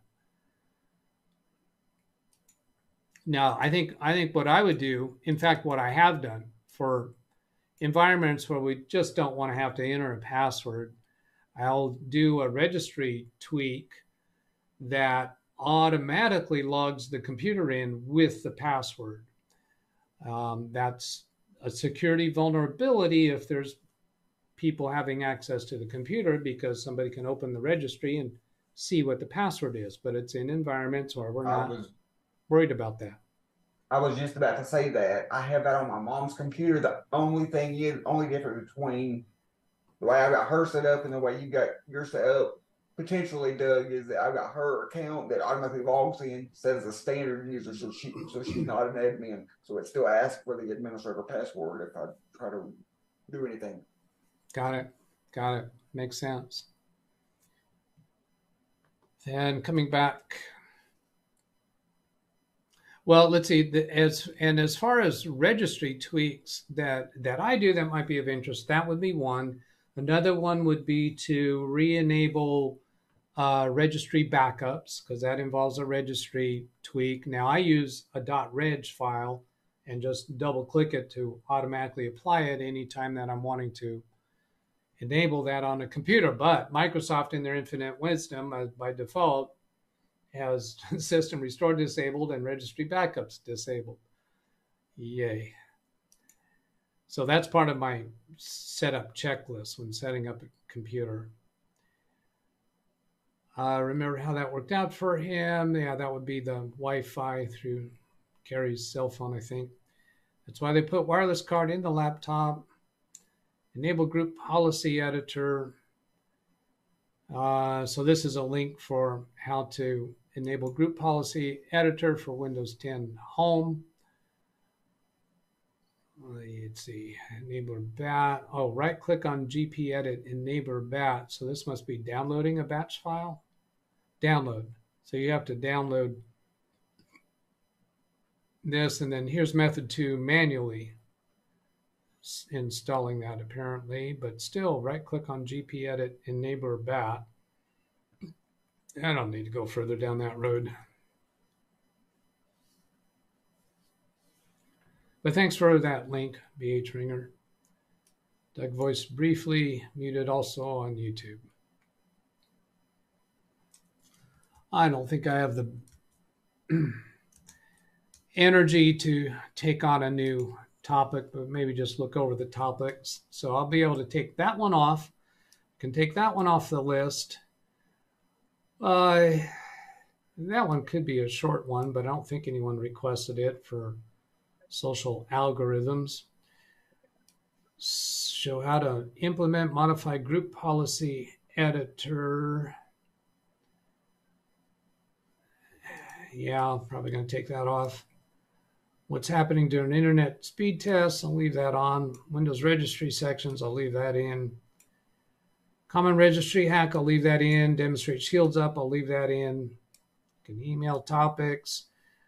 Change user access controls for user accounts such as a spouse to keep them from installing stupid programs. That was a copy and paste from somebody's email suggestion or chat suggestion, I don't remember. Show how to create a virtual Mac. Not highly sure I want to go down that road. Pros and cons of using POP or IMAP. I'm not sure if people are We've interested had in that that. discussion, I think. We had a brief discussion on it, but we didn't go into as much depth as we could. I'm going to do a search here for the number 13 to see if anybody actually asked that. There's 5 times it occurs. It occurs in the time. Now, Tim Sal said 12 or 13. And Steve Dodd said 13. So there's a couple requests. Think says, gave you a like for the great stream. Thank you, Think. I don't recall seeing your name before. Hope to see you around some more. Essentially working hard. Hot. I'm not sure what that's in reference to. Using the phone as the hotspot. Oh, that's it. Yeah, if you use it as a hotspot, the phone's going to get hot. That makes sense. Yep. That's why they call it a hotspot. Keep up the good work from Think. Thank you. The phone, that is. Yeah. Don't forget to like the stream. I looked at same thing from Major Geeks. Interesting workaround and good tip. Well, I don't mind ending early.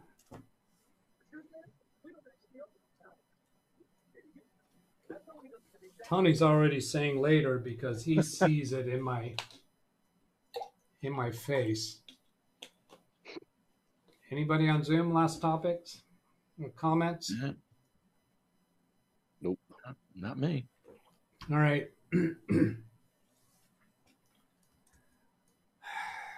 Then where do I go to?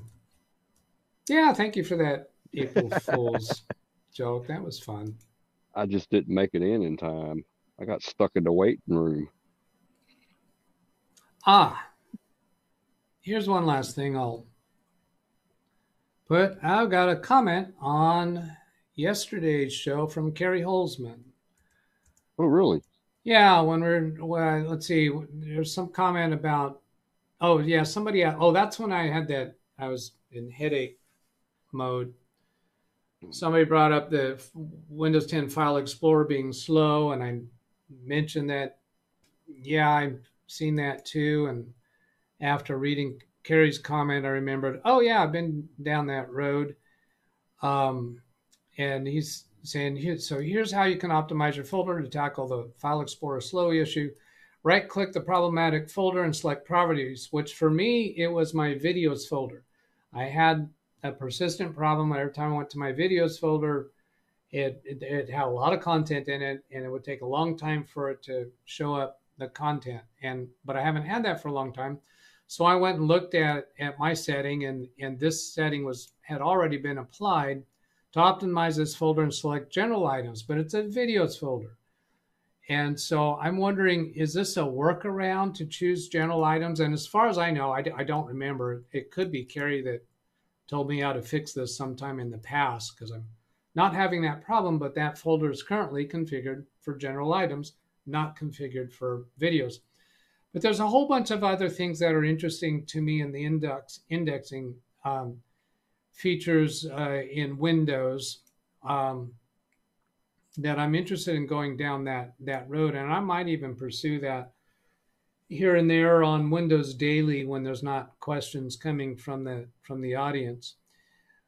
And then he says, apply this template to all subfolders box. So again, that could be wiping out whatever folders you have configured for pictures or for videos.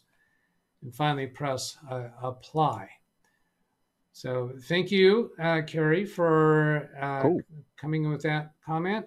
And I think that's right on, but it sounds to me like it's a workaround. Like when you configure folders for videos that contain videos, it doesn't work right. And I've also seen other things where the indexing feature in Windows gets overwhelmed or corrupted or something like that and can seriously bog down a machine. So I've had times when I go delete and recreate the index from scratch that fixes that issue. And I know Kerry likes his Windows 10 optimizer turns off the indexing file contents. Well, I like to have file contents index, and that has many times saved our bacon when a client calls me saying they can't find a file, and I ask them, is there some unique word that's contained within the file? And they come up with that word, and then we're able to find it if file contents are indexed. So anyway, there's things about that topic I'm interested in exploring deeper. Last look at chat. BH Ringer suggested topic, power toys. I've experimented with those occasionally, but I haven't found any real worthwhile application for myself or for my clients.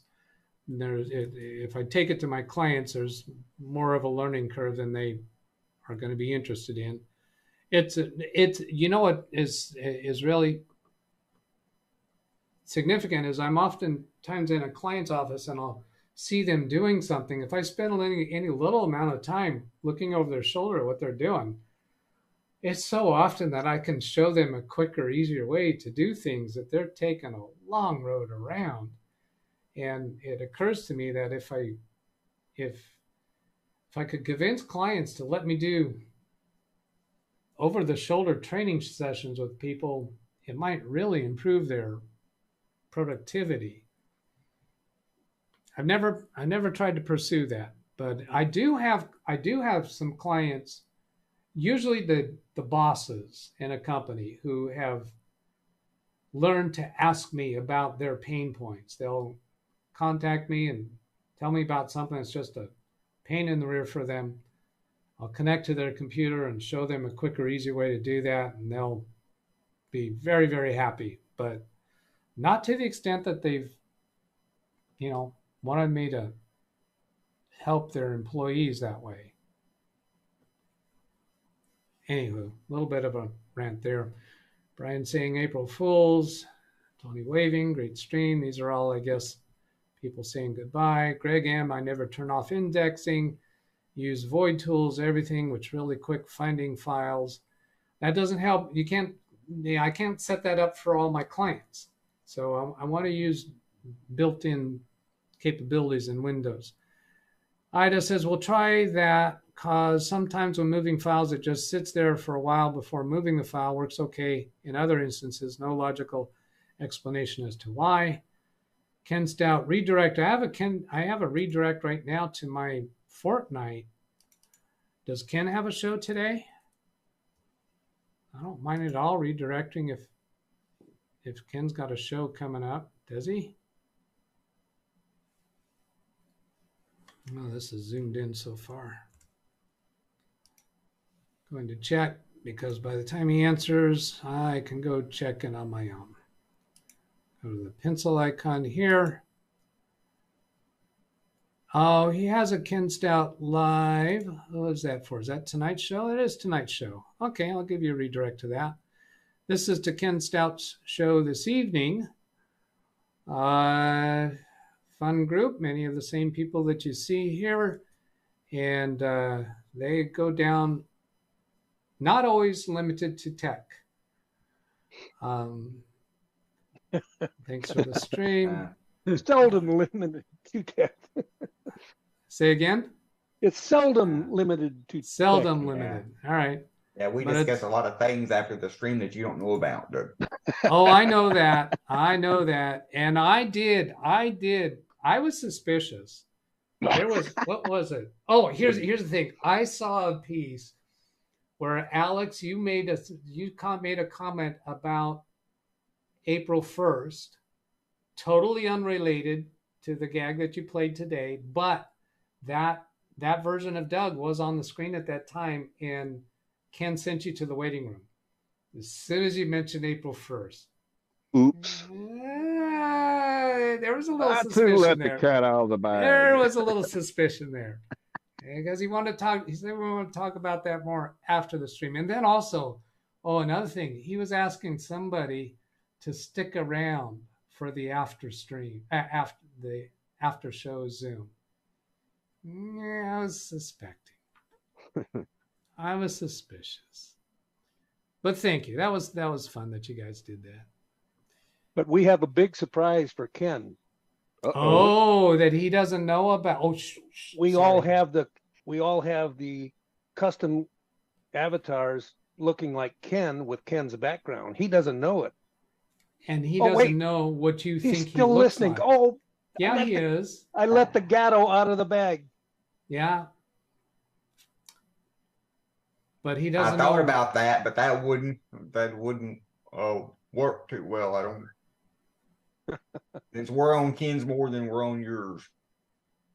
Well, yeah, you're the Ken. Now, for those who don't know, KStout does a live show every evening. I do the Windows Daily. I typically have a redirect going to his Daily Da Vinci debacle, but he has an evening show pretty much every day. They hang out for an hour, and then they hang out usually after that hour when they're not streaming. And I'm guessing it gets not always family-friendly entertainment. I don't know. We was up to 1:30 this morning. 1:30 California time. Yeah, that was fun. Let's see, that's 12:58. Then click that arrow. That's 3:30 my time. Y'all was up late. Yeah. Just edit that out. Post-production. We'll have to come on stream to teach how to pronounce El Gato. Yeah. We're probably pronouncing that wrong. All right. Last shot on Zoom. If you would do me the favor to say goodbye to the audience. Bye. Thank you very much. And goodbye, everyone on YouTube. Thank you. Don't forget to hit the like button. All right. Adios, Zoomies. And then there's the email address. If you'd like to send a question you'd like me to respond to or a subject to take up in a Windows Daily or a Saturday show, you can send it to that email address. You can put it on a comment on any video, or you can bring it to the chat room. And you can also go to the KStout live show, because you can ask your technical questions there too. They will help you. They will try to help you. And they have very talented techs in there. All right, that's all. I hope that was useful. Have a great day, everybody. Have a great weekend. Goodbye.